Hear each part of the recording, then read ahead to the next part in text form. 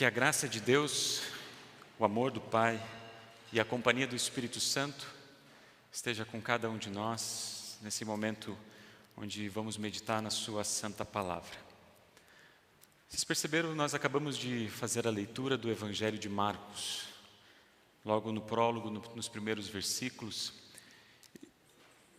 E da mesma forma que a gente viu na semana passada, parece que algo está fora de lugar, pelo menos quando a gente olha no sentido, nós estamos no segundo domingo de Advento.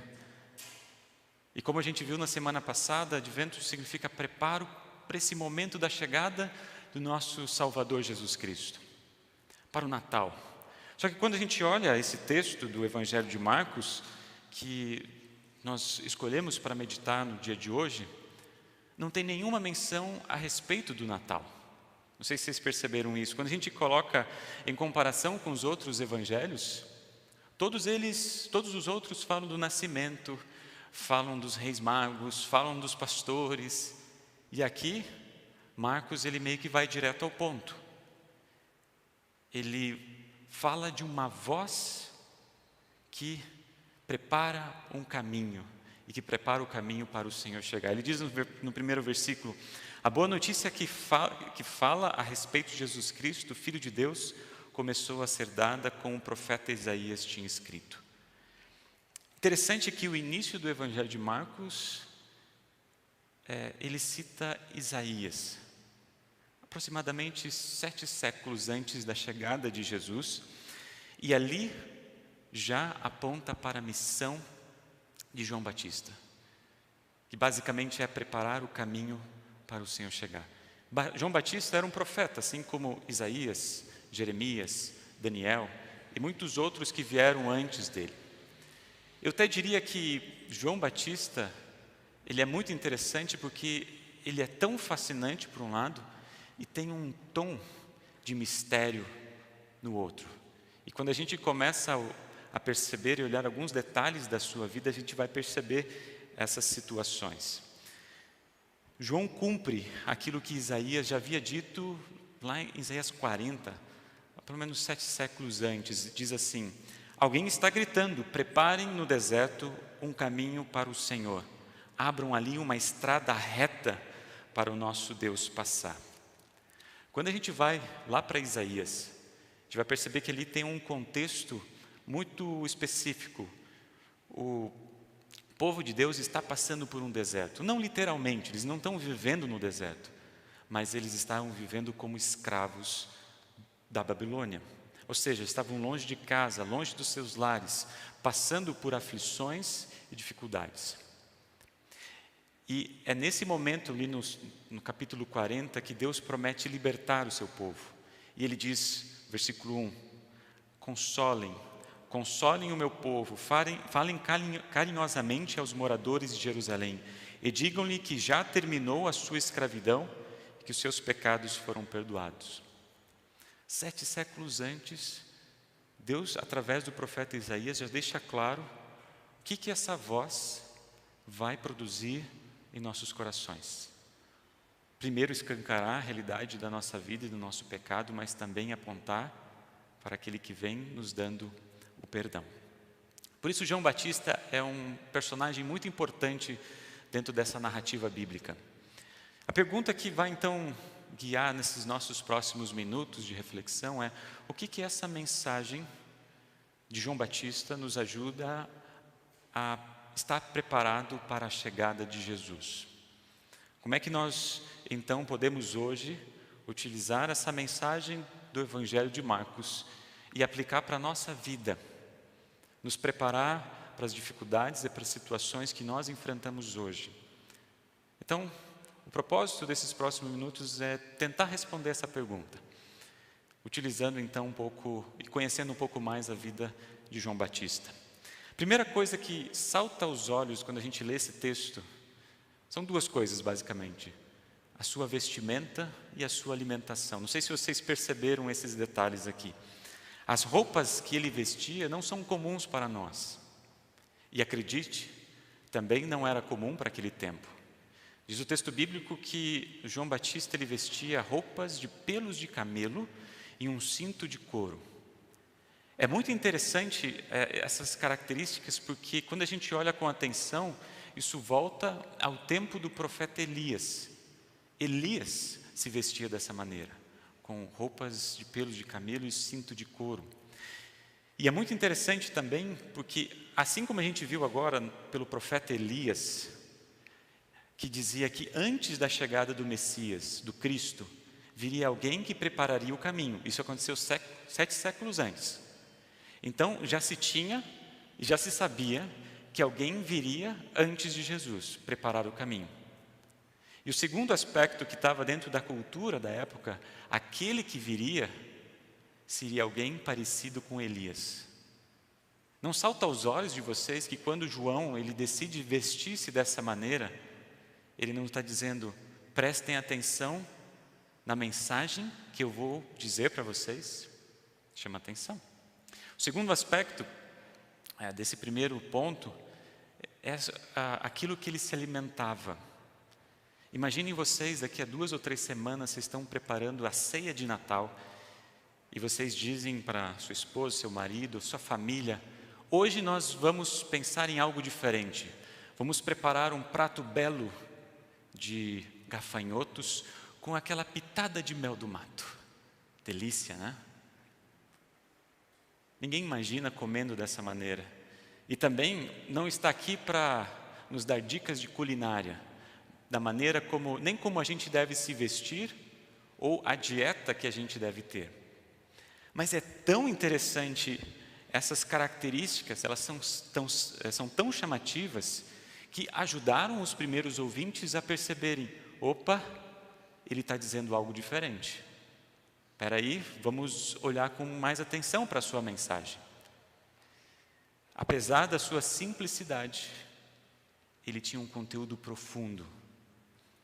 Ele estava convidando as pessoas a pensarem diferente, estava convidando as pessoas a viverem diferente, a mudarem a sua vida, a buscarem arrependimento e o principal, a ouvirem uma voz. O segundo aspecto que dá continuidade a esse ponto, que gostaria de destacar, é a voz que aparece no deserto. Antes de falar dessa voz, eu gostaria de trazer alguns aspectos do deserto. Essa imagem que é tão corriqueira no texto bíblico. O deserto, na narrativa bíblica, ele não é descrito como um lugar agradável. Normalmente é um lugar de difícil acesso, um lugar de isolamento, um lugar de tentações, um lugar de abandono, um lugar de perigo. E a gente poderia colocar várias outras situações que são relacionadas a essa imagem do deserto. João Batista, como diz lá o Evangelho de Lucas, desde o início, ele morou no deserto e iniciou a sua pregação lá. Não somente a sua alimentação e a sua vestimenta que apontavam para a sua mensagem, mas também o lugar onde ele vivia e onde ele pregava trazia aspectos importantes naquilo que ele estava dizendo. Outro detalhe importante, o deserto não é pelo menos na narrativa bíblica, é um lugar onde as pessoas passam. Não é um lugar onde as pessoas fixam moradia. E um exemplo disso é talvez a narrativa mais conhecida do Antigo Testamento, lá em Êxodo, quando Deus chama Moisés para libertar o povo lá da escravidão do Egito. Tem as 10 pragas, eles atravessam o mar e daí caem num deserto. Ficam por 40 anos, mas o objetivo não era eles ficarem 40 anos, não era fixar residência ali. Se fosse perguntar para qualquer um deles, vocês gostariam de viver aqui?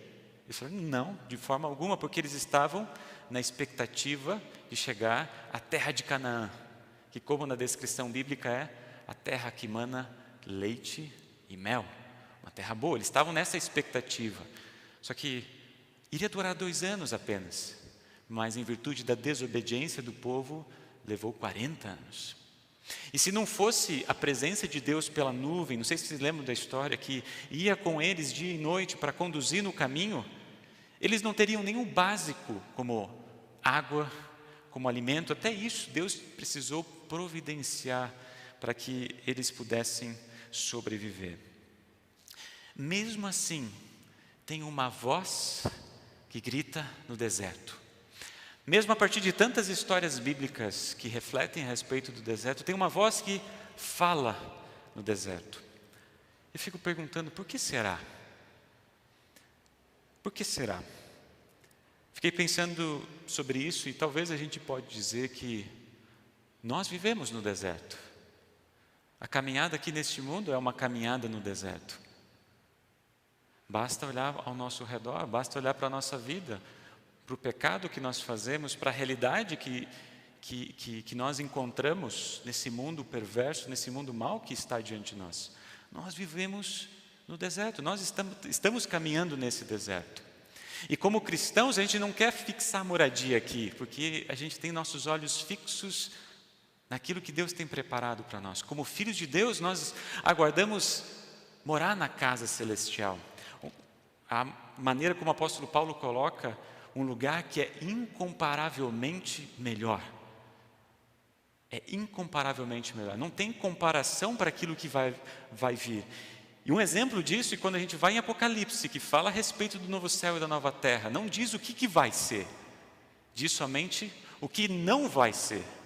Não vai haver morte, nem dor, nem choro, nem lágrimas, porque não tem o que se comparar. Porque é incomparavelmente melhor estar na casa de Deus. E é ali que nós estamos na expectativa daquilo que há de vir. No entanto, estamos no deserto, estamos caminhando aqui, e atravessar esse deserto significa que nós só vamos conseguir se permitirmos ouvir a voz que prepara o nosso caminho. Há um tempo atrás eu vi uma história, eu era muito pequeno, eu tinha há poucos anos de idade, de uma mãe que perdeu seu filho num acidente automobilístico. Essa mãe era mãe de um seminarista, nosso seminário Concórdia. Depois de uma apresentação do coral Concórdia, eles estavam voltando para casa e aconteceu um acidente e esse jovem, que não tinha um pouquinho mais de 18 anos, faleceu. Eu vi essa história não faz muito tempo, faz alguns meses atrás. E essa mãe disse que ela só conseguiu atravessar o deserto da vida porque todos os dias ela pegava um texto bíblico, meditava nesse texto bíblico, e quando as dores, quando a saudade, quando a dor estavam no seu coração, o Espírito Santo a consolava. O Espírito Santo fazia com que ela permanecesse caminhando no deserto da vida. E eu digo o seguinte, que às vezes a gente só percebe que a gente está caminhando no deserto, a gente só percebe que talvez esse oásis que a gente está aqui, na verdade, é a realidade nua e crua do pecado, quando alguma coisa assim acontece na nossa vida. Quando o pecado é escancarado diante de nós, quando a gente perde alguém que a gente ama, quando alguma coisa que a gente não gostaria acontece, daí a gente percebe, estou vivendo no deserto. E aos poucos, essa mãe, ela deixou com que a palavra de Deus, ela tocasse no seu coração.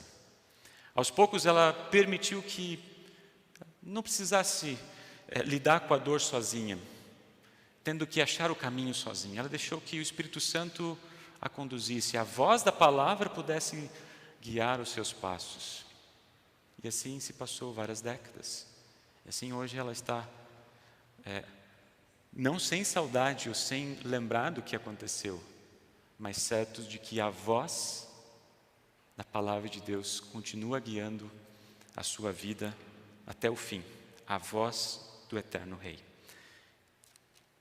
E a gente pergunta, por que a gente precisa dessa voz? Comecei o culto dizendo que talvez a gente nunca tenha ido num deserto. Eu particularmente nunca fui num deserto, mas eu sei o que isso significa. Eu tenho imagens na minha mente, já vi vídeos, eu creio que vocês também. Quando vocês estão no deserto, não tem estradas delineadas, rodovias claras com sinais específicos. Vocês estão no meio do nada, vocês não sabem se estão indo para frente ou para trás, para a esquerda ou para a direita, se estão indo para a direção certa. E essa imagem que o texto bíblico traz, ela é muito impactante, porque no meio onde tudo está perdido, tem uma voz que guia. E é ali, exatamente ali, onde os problemas mais difíceis acontecem na nossa vida, que a gente vai precisar dessa voz. Seja, talvez, situações simples ou complexas. Seja situações que eu mesmo causei na vida de alguém, ou alguém causou na minha vida. É ali que Jesus quer estar, e é ali que Jesus quer conduzir os seus passos nesse deserto da nossa vida. Se nós fizermos isso, se nós permitirmos que a palavra de Deus guie os nossos corações, eu tenho absoluta certeza que nós não vamos nos perder. Tenho absoluta certeza que nós não vamos abandonar a nossa fé. Tenho absoluta certeza que nós não vamos culpar a Deus e nem culpar o próximo por algo que tenha acontecido.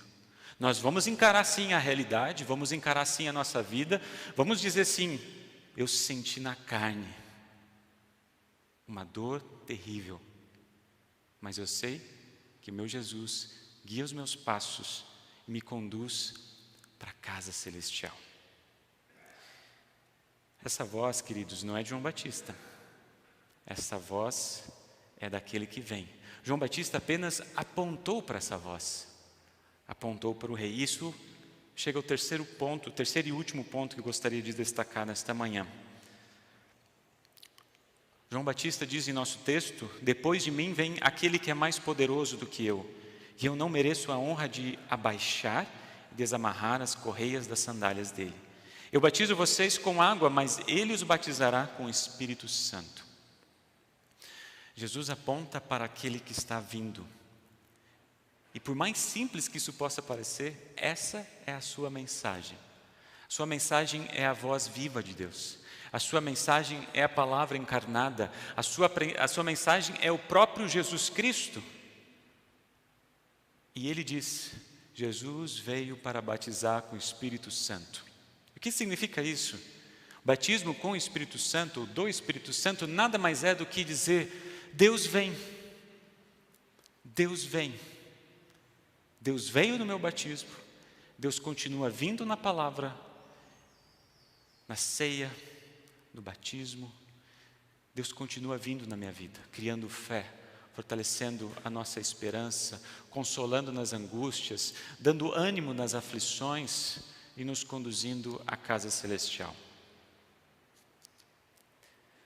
Como João Batista pode então dizer a cada um de nós, para o nosso momento, para o nosso preparo para a chegada de Jesus? Talvez a gente poderia relacionar isso dizendo que, assim como João Batista preparou o caminho para a chegada do Messias, a igreja também prepara o caminho para a chegada do nosso Salvador.